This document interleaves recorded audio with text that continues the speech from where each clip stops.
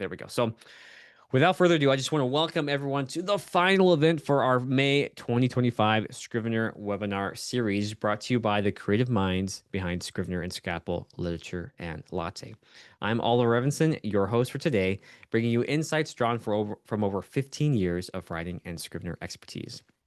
Now, whether you're a seasoned author or just starting out your writing adventure, our webinars are designed with your needs in mind. So today we'll be exploring how to unlock endless writing ideas, my guide to conquering writer's block.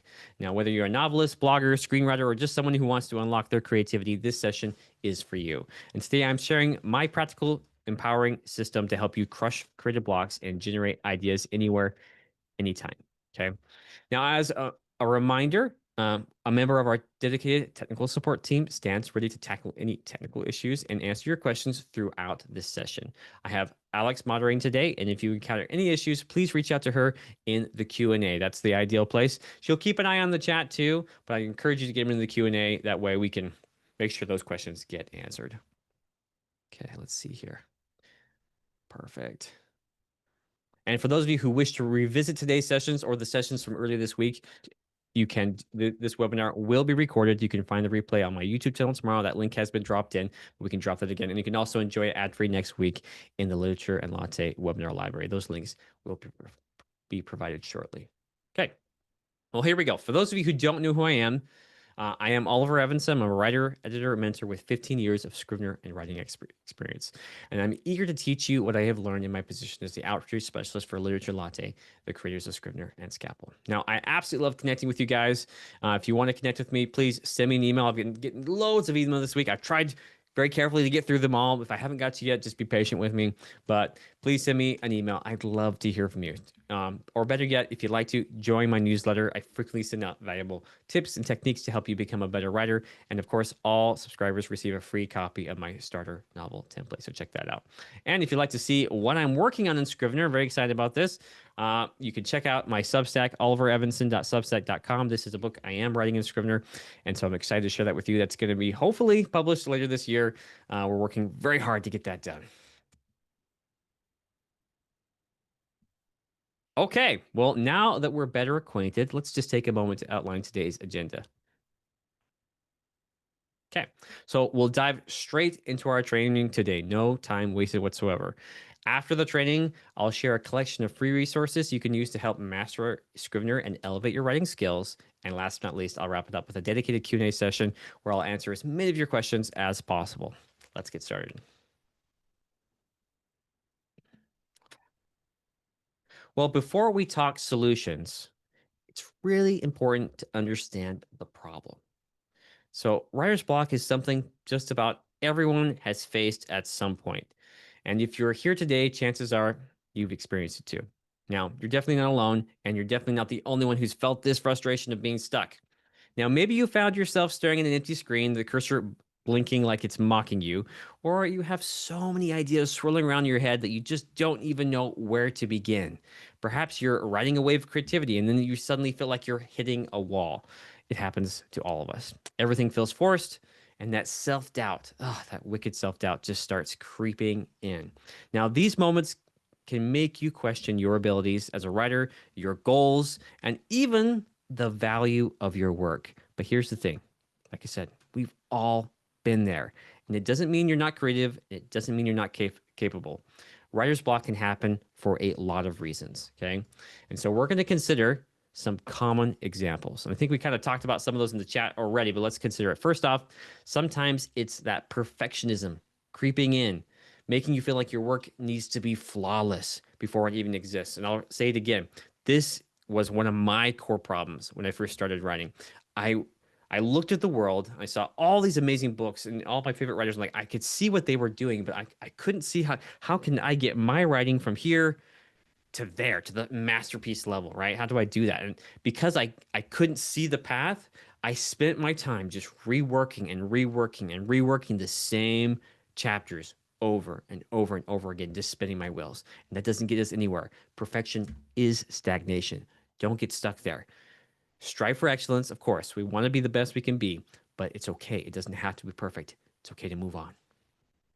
Okay. Other times it's fear of rejection. I saw some of those in the comments as well.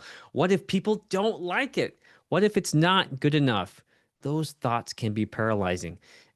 And I tell you, more that has stopped me from doing a lot of things in my life, not just writing a book or whatever. There are a lot of things where I'm just afraid what someone's going to say and it stopped me from doing what I need to do. But I found the more I just say, you know what? Doesn't matter yes or no, if I get a rejection or not, I will learn from it. I will improve. I will move on. The same is true for writing.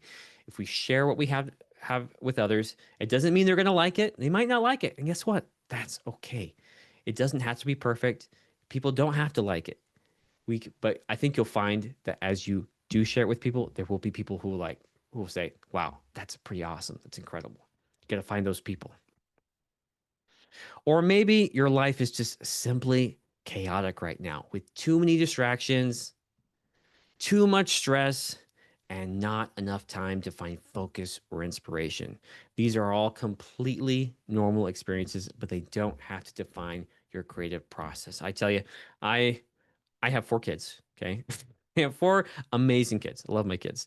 But some days being a parent, a dad, a husband, having a job, having a full-time job, having a side business, you name it, the many various factors of life, they can all come crashing in on you and just make you feel like, I don't have time for this. I don't have time to write a book or do anything like this.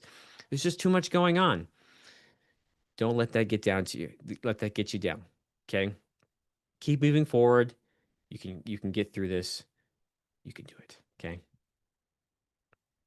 Now, this is the good news. The good news is that writer's block isn't permanent, and you don't need to wait for the muse to fix your block.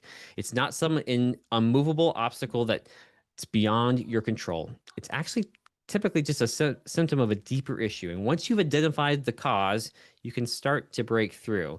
And that's really what this session is all about today. It's also worth mentioning that writer's block isn't always a bad thing. Sometimes it's your brain's way of signaling that you need to take a break, which actually takes me to one of my best tools for beating writer's block. And this may sound crazy to some people, but my secret weapon for sparking creativity when I'm stuck is surprisingly simple. In fact, it's just one word. It's boredom, right? Boredom. It sounds ridiculous, I know, but it may even sound counterintuitive, but boredom actually creates the perfect space for ideas to surface. Even sometimes I'd say the best ideas to surface. And in today's hyper-connected world, we rarely allow ourselves that luxury. Okay, we just don't turn off our devices. We don't take a beat. We don't go meditate. And you may find there are moments of your life where you're kind of forced to be quiet a little bit, where you're forced to be a little bored. And oftentimes, isn't that the moments where those ideas just kind of pop out of nowhere and like, whoa, that's a really cool idea. And if we're not careful, we just lose them. They just kind of drift away. So here's the trick. This is what I do. Okay. I turn off all my devices and I just sit quietly. Now, I have 4 kids, like I mentioned earlier. Sometimes the sitting quietly part doesn't always work well. I also have to find a place where I can sit quietly, right? But I sit quietly and I allow my mind to wander. I don't force ideas. I just kind of let my mind get bored, take over. I don't watch a movie. I don't listen to music. I just turn everything off and just let my mind wander. And you know what? Before long, my brain starts digging into those hidden corridors. It starts uncovering fresh ideas I have been kind of subconsciously thinking about, but I couldn't unlock until I just took a moment and took that break. So activities like meditation. Oh my heavens. If you've ever tried a guided meditation, I know like you're supposed to like sit down and like be thoughtful and clear your mind and all that stuff, but honestly, I'm usually sitting down and I have like a notepad or something next to me because I'm like, okay, I got to write this down because that's too good. Can't leave that alone. And so I'll actually meditate, not with the purpose of like getting to grounded or centered, but simply because I want to get some ideas. Sometimes even just taking a shower. In fact, one of the most common times, I wish I had like a waterproof notebook or something. When I'm in the shower, I do the same thing. It kind of unlocks that part of our mind where we're just like all the other stresses and other things go away and your mind can just be free to start puzzling through all the things that have been going throughout the day. And that's typically where I get some of my best ideas. That's how we can tap into our subconscious and really spark inspiration. Now, the key isn't to pressure yourself into being endlessly creative. It's to build simple habits that support that creativity. So allow yourself to get bored and embrace that discomfort. I know it's not always comfortable, right? It is. My kids in particular, it's like, Dad, it's so boring. I don't want to be bored. I'm like, I keep telling them, like, hey, you know what? It's okay to be bored. It's okay to feel that feeling. Embrace the discomfort. And before long, they've come up with some cool thing that they want to do or they're working on or something. It's the same for us. Creativity often thrives on the edge of our comfort zone, and that's where the magic happens. So step back, lean into the stillness, and watch those ideas flow. Now, you might be thinking, wait, Oliver, really? All I have to do is get bored and the ideas will come. Well, that's part of it. Boredom is a great tool to spark activity, but it's not the only tool in my writer's toolbox. I often rely on a collection of tried and true writing tools that I've designed to help me generate great ideas with ease. So to make things really simple, I've actually developed a straightforward system, you know me, to help me consistently gather inspiration, ensuring that I'm never stuck staring at that blank page. This system is flexible. You can tweak it, adapt it, update it to suit your specific needs. You can certainly add to it, right? Think of it as a solid starting point to help you kick your creative writing process. Okay, so here we go. Okay, so here is my endless inspiration system. And really, what it is, guys, is just a collection of activities, exercises, and tools that I've kind of put together that help me overcome writer's block anytime it gets to me. In fact, I've used it so much, elements of this system so much, that rarely do I sit down and not have something to write about. There's just always something to write about. And I just have to decide which one do I want to write about more. Okay. So, first off, we have discovering new ideas. So, the first step about uncovering fresh inspiration is choosing one or more of the following tools to find your creative spark. So, I have consider your influences. Okay. This is where I consider what is interesting to me right now. What have I been watching? Movies, TV shows, books I've been reading that have inspired me. Okay. And I think, we have all heard that adage, the artists, we kind of steal from each other. We do. We are always influenced by everything around us. Our world, our whole point of view, everything is imagination or basically a compilation of everything we see and everything we do. It's unavoidable, right? And so a lot of times I like to look at the things I love, consider all those influences, and think what is really sticking out to me, whether it's the heart of something or maybe a specific element or something of a TV show or a movie or a book I've read that just like I love that. What about that do I love? Can you identify what made those stories resonate in you? And then I write down those ideas. These can be powerful springboards. I don't want to use them verbatim. I'm just going to copy and paste them and put them in my book, but I use them as springboards, little ideas, things that interested me about this movie or something. And I take those little things and say, well, how can I make this fresh? How can I do something really cool with this? Okay. Now we've already talked about boredom, so I'm going to skip over that one, but just be still and listen. Okay. Remix and reimagine. So this is where we take something familiar and we approach it from a new angle. I think of something like, a fairy tale or something where we take the uh, let's take for example Ella Enchanted. If you recall that book, where we take the original idea of Cinderella, right, and we turn it on its head and we create a whole new story around that. What happens when you combine unexpected elements to a familiar story or a familiar tale, right? Remixing and reimagining something familiar. And then using tropes as tools. I'm a big fan of this because we can't avoid tropes to some degree. They're everywhere. And while I don't encourage it exactly, I have a couple resources here, all the tropes and TV tropes. I think it's allthetropes.org and tvtropes.com.org. If you go to those websites, you can see all the different media and all the different tropes and things they use that have been identified in these stories. And you'll find very quickly, it can be even maybe a little depressing, that so many of these common ideas, these core story ideas exist across every book and movie and everything there across. It can be a little bit disheartening when you see that, when you realize like, hey, this isn't quite as original as I thought it was. It was just maybe kind of new to me, right? But either way, these patterns and concepts exist for a reason. They can be used as a frame. They can help us kind of find what we're interested in and give us a path to go on. Okay. And then what I like to do is try to think, how can I add my own little unique twist? How can I add my own little unique flair to this specific trope that I'm using? Okay. So those are three, or is it four? Four different tools that I use to help me discover new ideas. Now, is this the only end all be all ways of discovering ideas? No, it's not. These are just four very powerful tools that I have used, I found very helpful. And so as I grow this system, this is why I talk about adapting it, changing it, improving it. I will gather more tools and more methods of discovering new ideas, and I will add them to this list.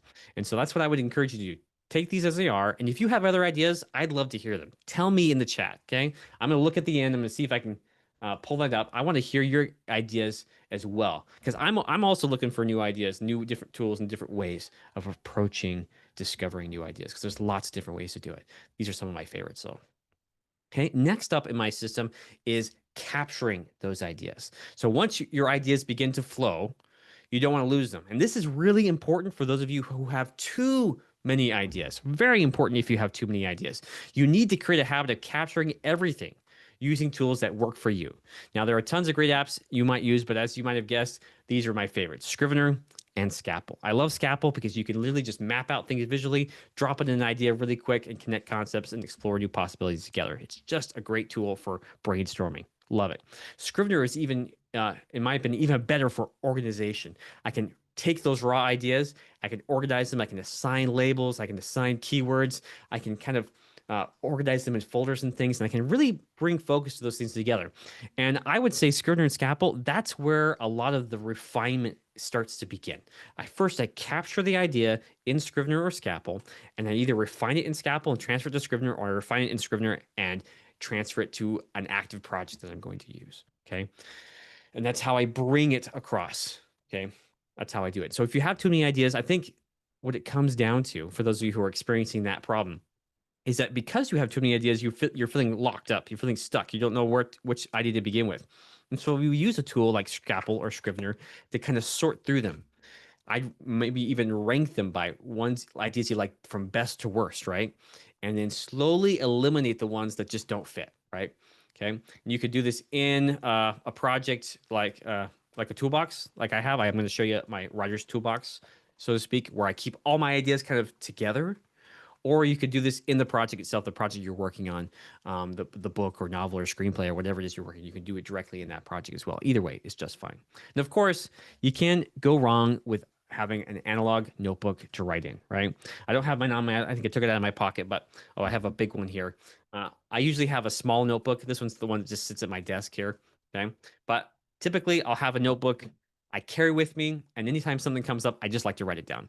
The disadvantage of doing this right is that I do have to go in and transfer that to Scrivener, right? I have to bring it into Scalpel or something. And so that could be a little tedious. But I just find it's a little bit easier for me to write it down and then go back to Scrivener later and add it in, or Scalpel later and add it in. It also acts as kind of a filtering process too, because I can then look at the idea later and be like, that was a good idea, but I'm not sure it's worthy of being transferred into my my ideal toolbox. I can decide later if that makes sense for me. Okay. Okay, and last but not least, we have our step 3, and this is of the system where we essentially expand and refine our ideas. This is the stage where ideas begin to take shape and they kind of stretch our creativity and bring depth to your concepts. Okay.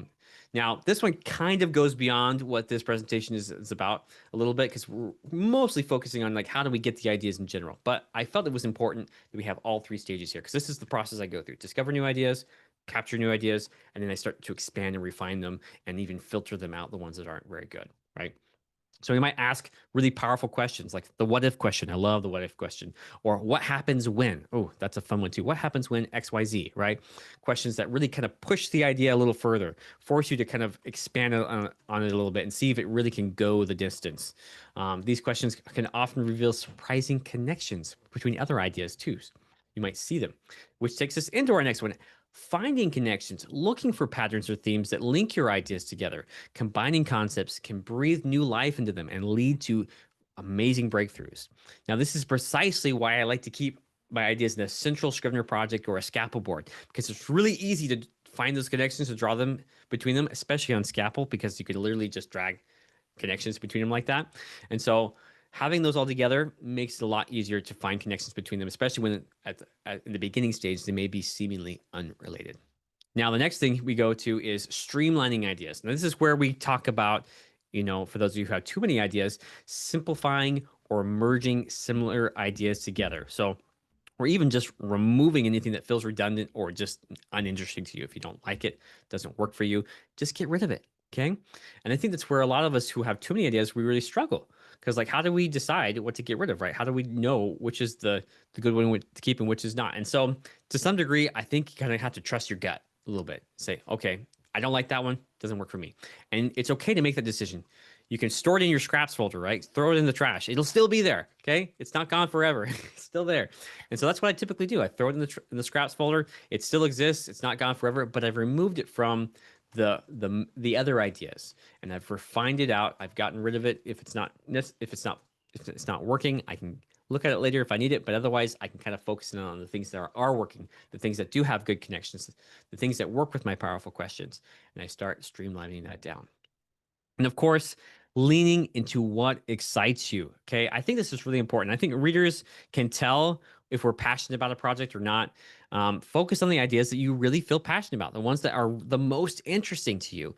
And if you tell me, Oliver, I'm interested about all my ideas, well, then you got to choose the one that's still the most interesting. Okay. There's got to be one or more there that just stands out, right? And you're going to have to find a way to rank those from this is my best idea to this is like, this is just no good, right? And I struggle with that too, finding that balance where they're all really good. You have to choose the best of the best, okay?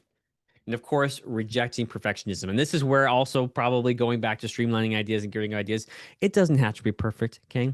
The idea itself doesn't need to be perfect from the start. And you have to realize that you're not going to find like if you have too many ideas, right? It's not going to be perfect. You're never going to perfectly get rid of everything or perfectly do everything. Just choose the best ideas and just be okay with it's good enough. Okay, it's good enough, and strive for that excellence. I'm always saying that. Just try to make it the best you can without worrying about it being perfect. Okay, it does not need to be perfect. You can polish through refinement as you go, right? Especially in the idea stage. It's a bit ridiculous to be looking for the perfect idea when we're brainstorming. The brainstorming is messy. It's not designed to be perfect. Okay, we get closer to that perfection, so to speak, to that excellence through the writing process, through drafting, through revising and editing, and finally through that publishing process. And even then, when we're published, it's not perfect. Okay. Now, real quick, I'm going to give you a sneak peek of how I store my. Actually, I think we'll do it next, but I'm going to show you how I store this in Scrivener. So I have a project where I keep all of my systems. If you've attended one of my previous presentations where I talk about systems, you've probably seen it before, but I'm going to show you where I keep this one and how I keep track of my systems and how I modify them, change them, and it's not really like, oh, I must follow this routine and do it every single time. It's more of a guideline. I use it whenever I feel stuck. Whenever I feel stuck, I go open that project up. I look at my endless inspiration system template and I start going through some of the practices here because let's face it, I can't remember everything, right? And so it's just a great place to have everything put in there for when I do need it again. And I guarantee there's going to be a day I'm going to need that tool, and I grab it and I use it. Okay. Okay, so let us go. Let's do one more, and then we will talk. We'll look at how I've got this set up. Now, of course, the writer's toolbox. Now, you're familiar with what I do when I love this concept. It's sometimes often metaphorical. You hear a lot of writers talk about it. Even what was it? Doug talked about the writer's toolbox briefly on Monday. It's like, oh, he said it's another tool to add to your writer's toolbox, right? Well, I took the metaphorical idea of a writer's toolbox and I made it a literal thing in Scrivener. This is my writer's toolbox Scrivener project. Okay. And so I use Scrivener primarily. I've just kind of started to consider using Scapple to start evolving this idea and building it in there. But Scapple is definitely a great place for just grabbing raw ideas as well. So Scrivener is such a great place to discover, capture, and refine ideas. And these two tools are the foundation of my endless inspiration system. They make it so much easier for me to discover, capture, and refine my ideas. They work with me, not against me, to help me turn my inspiration into fully developed concepts. Okay, so Scrivener is the ultimate organizer for my ideas. Whenever I have a concept or a theme, a character, or even just a fragment of a thought, I save it in there. Why? Because Scrivener keeps it all searchable and sorted. I can use folders I've set up for reference. I can quickly access what I need without feeling overwhelmed. It's honestly just like a personal little gold mine for my inspiration. That's another great thing. If you've been keeping track of all these ideas, and then writer's block seems almost non-existent to me anymore because I always have a big reservoir of ideas to grab. Now, is it always the one I want? Sure, you can get me there. But usually I can find something there that works for what I'm working on. And so I can revisit these ideas I've stored weeks, months, or even years ago and rediscover their potential when I need it most. Scalpel is a completely different kind of tool, but it's just as powerful. It's where I can go when I need to connect dots and see the bigger picture. And I've done that on a project by project basis, but I've never really done it on just a general brainstorming basis. With Scalpel, I can map out my ideas visually. I lay everything out, move it around. I start to see the patterns and connections, and I can spark new possibilities. It helps me take my ideas further by evolving them into something more cohesive and exciting. Okay. So why do I use these tools instead of others? There are tons of mind mapping tools in the market. There are tons of writing apps, mainly because they're seamless, they're flexible, they're designed for creative thinkers. Both Scrivener and Scalpel are designed to work with each other, so they just work together and don't ever have to figure out how to get things back and forth. It's pretty easy to get things back and forth between the two apps, and they just really give me that space to discover, capture, and grow my ideas. Together, they embody everything that my inspiration system is all about. And so they're not just tools. Sometimes when I'm working with Scrivener, I feel like I'm working with my best friend. It's like it's my partner in creativity. I love it. I love it. I love it. I just can't imagine my life without it. So let's go ahead. In preparation for this webinar, I went ahead and I overhauled my writer's toolbox. Now, this Scrivener project I'm going to show you is still a work in progress, but I'm excited to show you kind of what I've been working on. So let's take a peek at that real quick.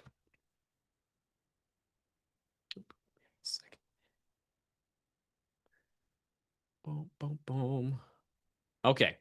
So first off, we are going to look at my instant productivity systems. It's kind of like, I guess you could call it my systems toolbox. I'm debating whether I want to merge it into my writer's toolbox because they kind of almost are the same.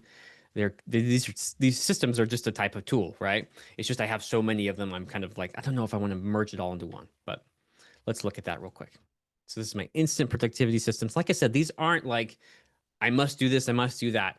They're just guidelines to kind of give me a direction, give me a pattern, give me something to work with when I need some help. Now, in some cases, like you see right here, this is my endless productivity or endless inspiration system right here, and it reflects a lot what we saw before. You can see here I have my step 1 tools for discovering new ideas. I have the considering the influences here. It looks like I got an extra thing there. I don't know why it's been doing that lately. Boom, there we go. Consider your influences. Tell me what to do. Gives me some questions to ask myself, right? I think I'll even, yeah, that works. Yep.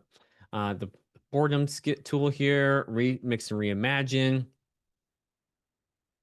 Okay. I even have links to the websites here. So if I click this link, it's going to take me to all the tropes and TV tropes. It's going to take me right there. Okay. Same with, oops, let's go here. We're just going to remove this real quick. I have my toolbox. Now, I did just create this one today, my writer's board here. It's kind of like ideally a scalpel board I would use. When I clicked that, it opened up this one. You see, I just created it, so it's brand new, has nothing in it. But ideally, eventually, this will contain a lot of core ideas. And so I can literally just grab and use that right inside that Scrivener project, like so. If you're wondering how I did that, you can ask me. I can demonstrate that during the Q&A section. Adding links is pretty easy to do, even files on your computer in Scrivener. It's not hard at all. Let's select those. Now, I didn't add in my writer's toolbox yet to this specific one because I'm in the process of remodeling it, recreating it, and reimagining it. And in fact, I took my old writer's toolbox, I kind of like crushed it and took everything out of it and started dissecting it and turning it into something new. So let me show you what I have so far. And this is something I hope to be able to share with you guys here very, very soon. Let's go to, where is it? Right here. You're getting a sneak peek at something really cool here. This is my writer's toolbox. Be prepared. It's pretty awesome. Okay, right here. So what I've done is I've kind of broken this up into 1, 2, 3, 4, 5 key folders here. So I have an inbox right here. Okay. This is where I capture ideas. Okay. This is where I refine ideas. And this is where I transfer ideas outside of this project. So this whole project, its purpose is one, to gather tools as a writer so I can reference them and use them. And two, to help me generate and create ideas. Okay. And capture them all in one place. That's its primary purpose, capturing ideas and storing tools. Okay. So I'll capture ideas here.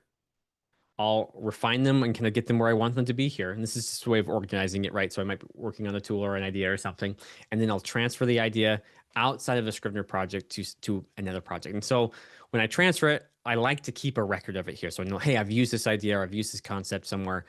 I'm sending it out to this XYZ project here. Okay. I even have little templates I'm working on to help me do just that. This is my tool template. Keeps me track like what the category is, what the description is, how the tool works, the source where I got it from, the key benefit or use, even use cases, examples of how it's been used, my own personal experience with the tool, how has it worked for me, where have I used it, that kind of thing, any attachments or references they may want to add. And so this is just something I fill out to help me keep track of what I'm doing and how things are going. This is my fictional idea. Now this is a bit beyond. Ideally, I just kind of drop in here and drop in the idea just like in a blank document like this. But sometimes I like to pull this template in and say, I'm going to write down the idea, what it is, kind of what the genre is. And I don't have to fill this all. Okay. Don't think I'm filling this all out at once. I'm not. Okay. I usually just write down the idea. This is particularly useful if I'm grabbing from my notebook. Okay. So if I'm transferring from my notebook into Scrivener, I will use the template here to kind of fill this out. It's kind of a way of forcing me to like, okay, since I use this tool, I'm going to come in here, I'm going to add in some more information about this idea and kind of refine it a little bit. So I can, where the inspiration came from, the refining notes, and the keywords that might be applicable here. This helps me keep track of what's going on, where this idea came from, and how to make it more searchable and usable. Any next steps I may have I want to take with this idea. And this is also just some tips on how I can use this more effectively. I don't know why every time I come in here, my numbering has been off. Let's just delete those and we'll add it back again. Boom, like that. Okay. I'll have to look at it. I got some extra line space in there too. But once again, that's my perfectionist internal editor saying all of it needs to be perfect. It doesn't need to be perfect. Okay. Just keep it simple. Okay. I have a nonfiction one as well that kind of takes pretty much the same thing, but it's a little bit different. And then I have a little idea transfer template. What I do with this is when I'm ready to transfer an idea that I've had, I actually just create the template here. Let me show you like this. And I merge maybe the original idea. Let's say it's a fiction idea. Let's pretend. And so then I'll fill this out. Oops. Like this. And I can either drop it in like this, or I can merge them together like so. Documents. Merge. And then I know, oops, this idea has been transferred out. And if ideally, I can even say where the project it was used, and I'll probably even put a link to that project. So if I wanted to, I could just click the project, it'll open it up, and I know I used it in that project, and I could kind of see the thread of where things are going and when I've used something before. Now, by all means, none of this is necessary. This is all really cool to me, but this may be overkill for you. Okay. So just bear in mind, if you just wanted to do something like, hey, I'm just going to drop an idea in here and just want to keep track of it, that's great. That's perfect. Nope, nothing problem with that. This is just me. I guess maybe you could call it my perfectionism, me trying to make a really clean system that I can use to keep track of my ideas and keep things moving forward. Okay. So use it or don't use it. Hopefully this is something that will be helpful for you one way or another. So I have lots of cool things I can do here. Now I have my actual writer's toolbox. This is where I keep my ideas, or these are my tools for generating ideas, tools for refining ideas. I haven't added any of those yet. You can imagine I'm going to take the ones from today's presentation and drop them in here one at a time. Boredom, considering your influences, remixing and reimagining, et cetera, using tropes as tools. I have some fiction tools here, some stuff that I've kind of put together, the truth about writing, the big lie, persisting through art's rejection. A lot of this is the writer's mindset, the motivation mental. As you can see, I struggled a lot with my mindset and what was blocking me and keeping me from getting to where I needed to go. So a lot of stuff like that. I have a lot of nonfiction tools here as well, from stuff I picked up from courses and other places and things like that, college and all the rest, right? And so slowly, I'm building something out. So I have lots of different things. And now your categories could look totally different. These are just some of the key categories I have. I'm even going to have a section where how I use certain Scrivener tools to accomplish certain writing goals, right? Be that like one of my favorites is using collections to track character arcs with labels. Okay, that's a unique method or pattern that I use specifically that I use to keep track of my character arts, and so I'll keep something like that in there to keep track of that. Now I've gotten pretty familiar with it, but someone who's new to that might not might struggle with how that works, right? So this is kind of what I've got. So I set up, and this is how I do it. And so what I've really tried to do, this was really unwieldy. Not even like a month ago when I started doing this whole thing and putting this template together. I realized that my process was not what I want it to be. It was getting there, but it was decent, but it wasn't what I wanted it to be. And so I decided to take the time and really build a good system that works for me. And so far, I'm really liking this. This has been really cool. Now, this isn't my active project. This isn't my actual writer's toolbox here. This is one I've been putting together as a Scrivener template, which I hope to share with you guys here soon. But the idea is there, right? I'm going to be, once it's finished, I'll actually be using it myself. I'll be transferring all my existing tools and things in here as well to use on a daily basis. Okay. Well, let me see here. If there's anything else I missed, I think I got those two things. So I think we're going to go ahead and switch over to the last few slides and we'll jump into the Q&A. I wish I could have engaged more with the chat. Sorry, guys. It's been a little crazy. Let's dive right back in here. But I love hearing from you guys. Wish I had another set of eyes that could keep an eye on the chat as well and see what's going on there. Well, of course, I'm so inspired by each of you and what you do.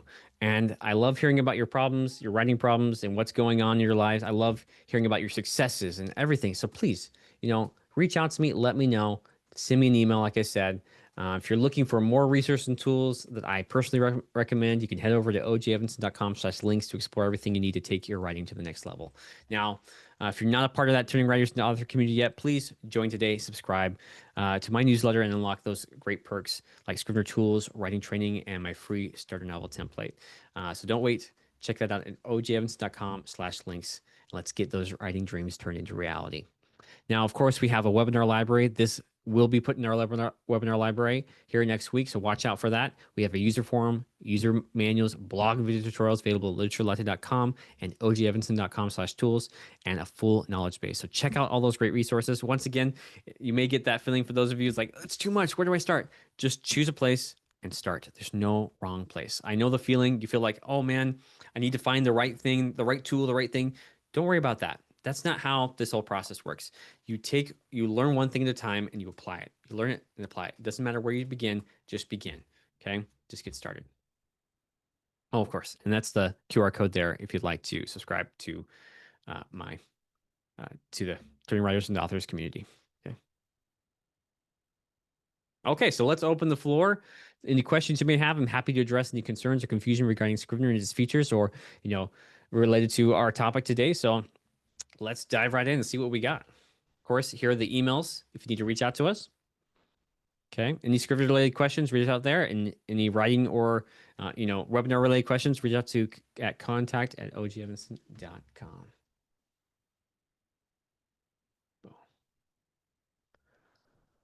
Okay, let's see.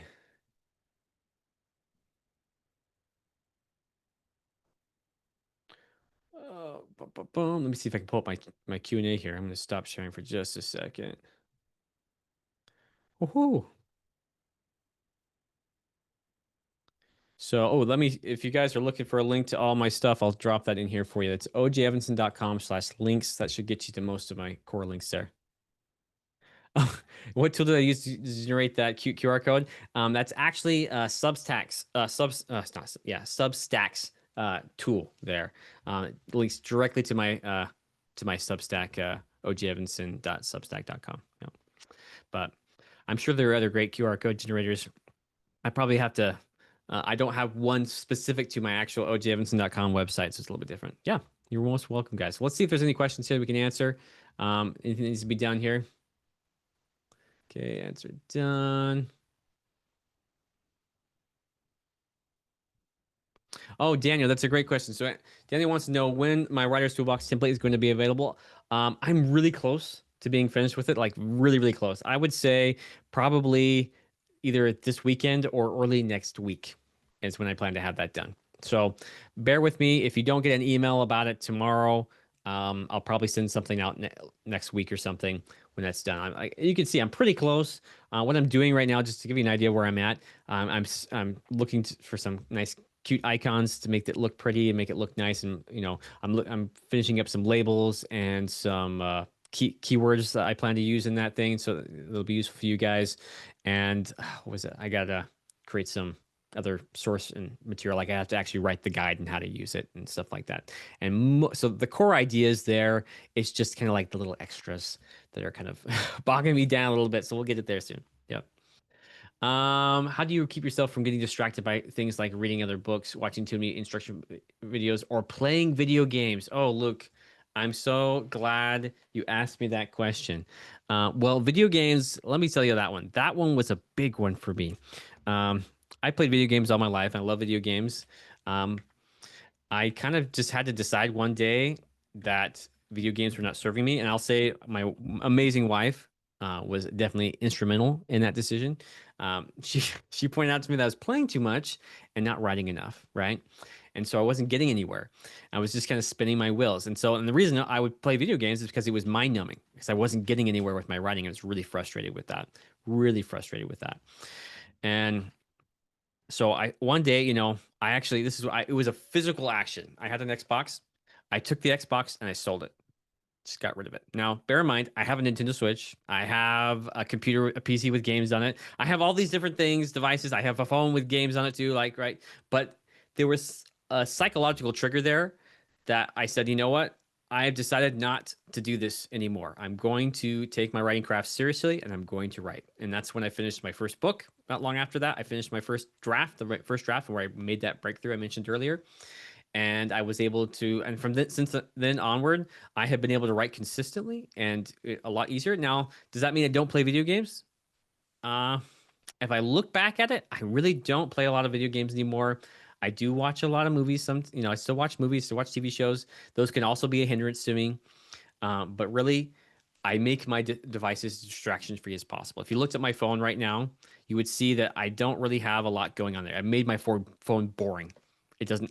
My vice was TikTok on my phone. I got rid of TikTok. So if you find anything that's not serving you, just get rid of it. Just get rid of it. Xbox, get rid of it. Switch, get rid of it. If it's causing you a problem, get rid of it. I also used my Switch, for example. This worked for me a long time. I've kind of stopped doing it, but when I was still kind of transitioning out of video games, I had this Nintendo Switch. I would reward myself. If I wrote for 30 minutes, I play for 10 minutes, right? I play on the Switch for 10 minutes. And it seems kind of juvenile now, but it really worked. It worked for me. Eventually I just phased it out and I just kind of stopped playing. I don't play as much. Occasionally I'll pull it up, like if I'm on a weekend or something and I'm like, this is legit vacation, no work, no writing, no nothing. I'll pull out my Switch. I'll pull out a game and play. I actually bought a new Xbox. I never play it. It's mostly for my kids now, and they like it. It's fun. Same with the Switches. Most of the Switches for my kids now. It's not really so much for me. But yeah, it's just that process of getting to it. You kind of just have to be intentional and kind of cut those things out. Now, there are apps and tools that can help you do that, but I find that there's nothing better than just you doing it yourself, saying, I just got to get rid of this thing. Daniel says, got rid of YouTube. I suggest the Freedom app also. Yep, the Freedom app is a great one. To be fair, I've only used the Freedom app like once. I did their like free trial or whatever a long time ago, and I think it's great. I never invested in it. I think it would still be great. I got to a point where I just really didn't need it anymore, but I can just kind of turn it off. It's just not interesting to me there. I would rather write. I'd rather do things, and it was not a night and day thing. It was a gradual process of kind of getting myself off of those I guess addictions, you could say. I mean, I don't think video games are bad. I don't think TV is bad. I don't think media. I don't think any of those things are bad. But I've just been trying to intentionally replace those with better activities, reading books, right? I read on my phone. That's one thing. I've made my phone more of a reading phone than like a playing phone. So I have my Kindle app, easy access to get to, that kind of thing. Sorry, I'm going on and on this, but it's such an important thing. Yeah, and the chat will be available, Ivan, when in the replay, not on the YouTube one, but on the replay in the webinar library. So watch out for that. Yep. But do you create a new project for each book, or how do they connect with one another? Answer. That's a great question, Esmeralda. So it depends on the project. I do have the book I'm working on right now is a series, and so that series is all stored in one project. Okay, and I found that to be effective. I did it originally just create one book, one project, but now I've kind of geared that towards more to a writing series in a single project. I just find it simpler having everything in one place. Now there are things that there are small things that can come up that can kind of make that kind of annoying. Like the project targets can be a little messed up a little bit. You'll have to like you have to take a book out of um, your draft folder so it doesn't count towards the project targets. So there are little minor things like that. I don't mind dealing with that, but some people might find that annoying, in which case they may just want to just go ahead and do one book, one project. But for me, the idea that I have everything in one place far outweighs the tiny little things I run into, tiny little problems. So Elizabeth's asking, do you use these templates to develop plots too, or just ideas? I have a plethora of characters ideas, but my writer's block comes when I'm supposed to figure out what they are doing to get to the end. That's a good question. So when I'm creating plots and outlines and things like that, Elizabeth, typically what I'm doing is I'm borrowing from these ideas. I'll peruse through my tons of my ideas and try to find connections. But typically, it's kind of yeah, I have a separate process for plotting. I like the save the cat method. I like using a structure. Okay, so typically I'll have a structure in place that I'm using, and I kind of look at those beats individually and I build a structure that way. And I just kind of borrow ideas from different parts, different projects and things, and until it kind of fits into the narrative I'm trying to tell, the story I'm trying to tell. Now, is that the best or only way to do it? Not necessarily. Okay. You do what works for you, and give that a try and see if that helps you. Oh, Cal asking, do you have any price advice dealing with imposter syndrome? Yes, I do. Um, maybe, you know, I feel that, I have yet to publish a book, okay? And here I am dealing out writer's advice, okay? I'm yet to publish a book. And so I do deal with that frequently. I'm like, man, who am I to say say anything about anything, because I haven't published any books, but I have published many articles online. I have a lot of great stuff out there available. And I write a lot. I write a lot. I've written several books now. I haven't published anything yet. And I'm going to publish hopefully this year. I'm really excited about that. But yeah, it's one of those things where you kind of just have to be, at least for what I've done. So yeah, I haven't accomplished the goal I've wanted to accomplish yet. I'm on my way there. I'm getting there.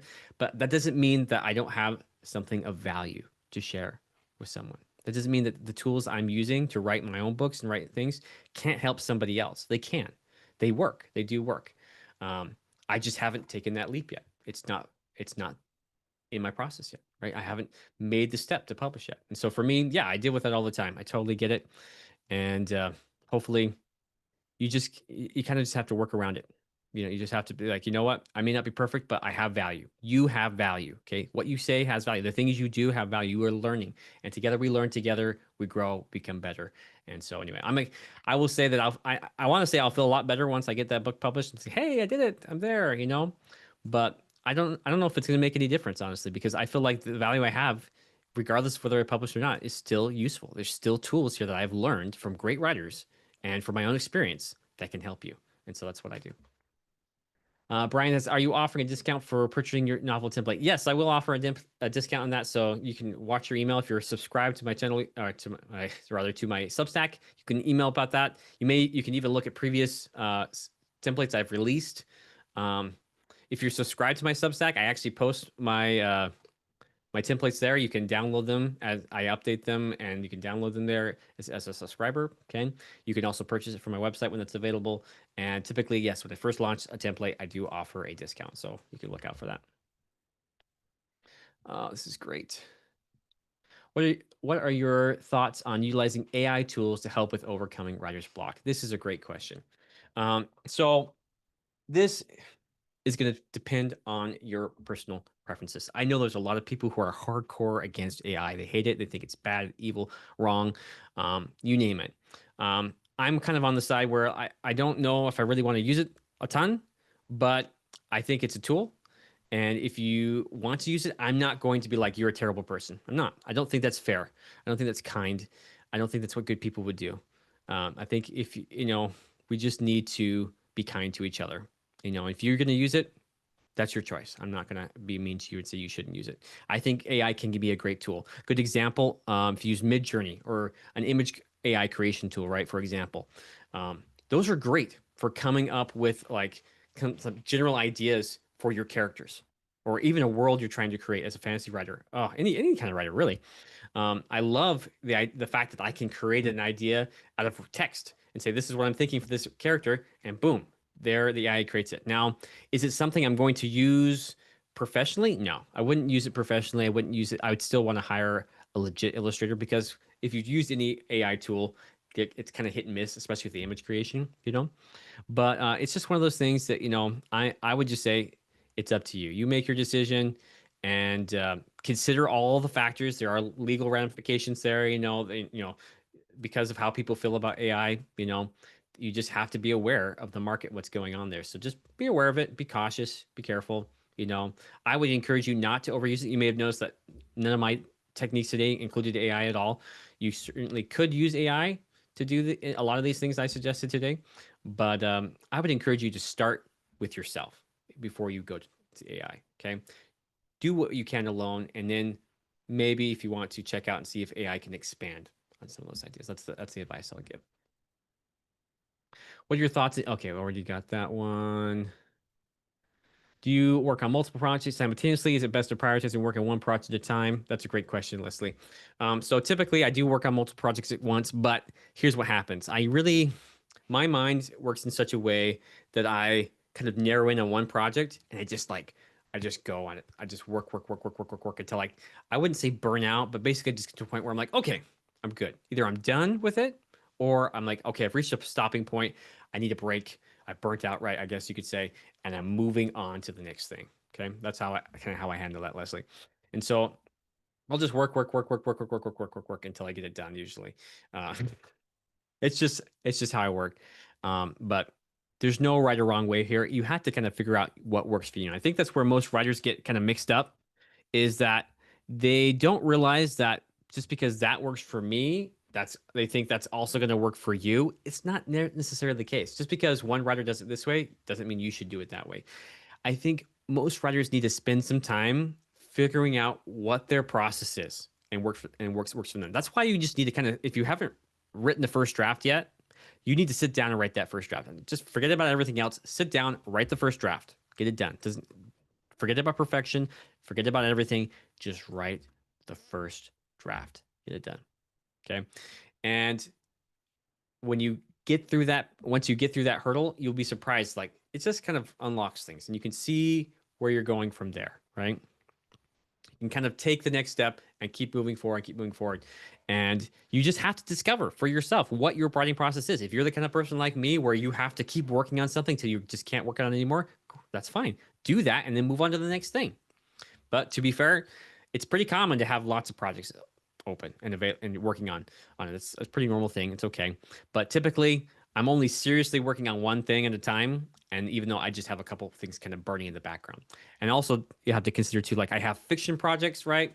I have nonfiction projects. And so the nonfiction projects, the articles I'm writing for Substack, for my website, and what have you, those are always going on. Like I'm just always doing those, And sometimes I'm taking a break, but typically they're just kind of always going on in the background. The fiction stuff, it depends. Like I have one fiction project I'm working on seriously. I have several in the works that I'm like thinking about, but I'm not actually really doing a lot of work in because I want to finish this book I'm writing first. And so the book is technically done. It's just left with all the little nitpicky things that come up to the publishing process at that point. Okay, that's what that means. Okay, well, let's see here. Barbara, she says, "I'm Oliver. I'm so happy to have discovered you. Your webinar is very inspiring to me. I've subscribed to your Substack and will watch your YouTube channel. Thanks for everything you're sharing." Well, I'm glad, Barbara. I'm glad you really enjoyed that. I'm glad you have all enjoyed this webinar. Honestly, I was like, I don't know. It was sometimes you're like, you wonder like if people are going to like it. So it always brings me great joy to see that I've helped someone. So I'm glad that I've helped you guys. I'm glad this has kind of put you in a good frame of mind and put you in a good place. Brian says, I've written my first draft while in high school and in the Navy, still working on it. And I go along, hopefully we'll get it formatted and ready for review the next year at the latest. That's great.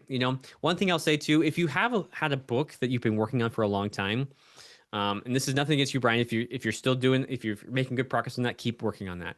But some of us kind of get caught in the trap where we're working on one project and that project is like a never-ending project. It just never seems to end. Okay, don't get trapped in that loop. If you realize this project doesn't go anywhere, it's okay to shelf it. That's what happened with the first book that I wrote, that I finished the first draft for. I just realized that book wasn't going anywhere. I'd already spent 5 years in it with it. It wasn't doing anything, and so I shelved it. And maybe I'll come back to it someday, but it's just I needed to move on. So if you find yourself in that position, it's okay. Put it away. You can move on. Okay, well, guys, this has been a great webinar. I can see. I think we're wrapping up here. All the questions have been answered. Thank you so much for these amazing questions. And hopefully, you all have a wonderful weekend. Have some plans, writing plans ahead for you, or maybe just some fun activities. So let me just wrap it up with this last little bit here. We see. Oh, thank you for the heart there. Okay.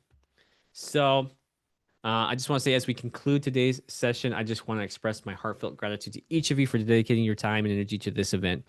Your participation and your questions have been truly inspiring. Thank you so much.